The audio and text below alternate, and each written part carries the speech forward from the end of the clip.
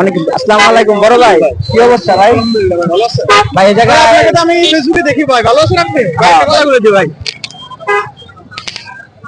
হ্যাঁ ভাই, ভাই এই জায়গায় কিরকম দৃশ্যটা দেখলেন? দৃশ্যটা ভাই ঢাকা শহর হিসেবে ঠিক আছে, ভালো আলহামদুলিল্লাহ। এখানে সবাই মনোমুগ্ধকর পরিবেশ, সবাই আজকে ছুটির দিন উপভোগ করতেছে বিষয়টা।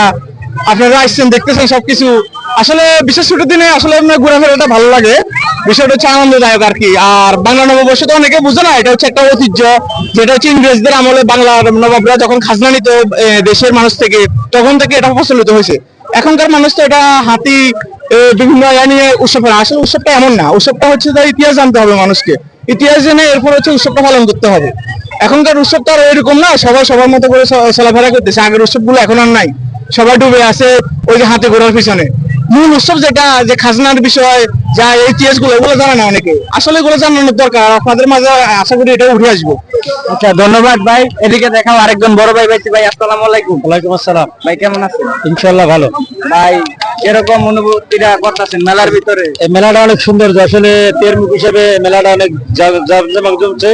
আবার সৌন্দর্য দৃশ্যগুলো খারাপ না, ভালোই ইনশাআল্লাহ, মোটামুটি ভালোই আছে। আর দেখতে দেখতে মোটামুটি ভালোই সৌন্দর্য আছে।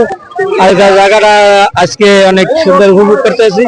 আর আপনারা ঘুরতে আসছি, আজকে ছুটির দিন তো আমরা একটু উপভোগ করতে আছি যে জায়গাটা আসলে সৌন্দর্য। আর ইনশাআল্লাহ মনে করেন যে আগামীতে আরো এর চেয়ে ভালো হওয়ার সম্ভাবনা আছে।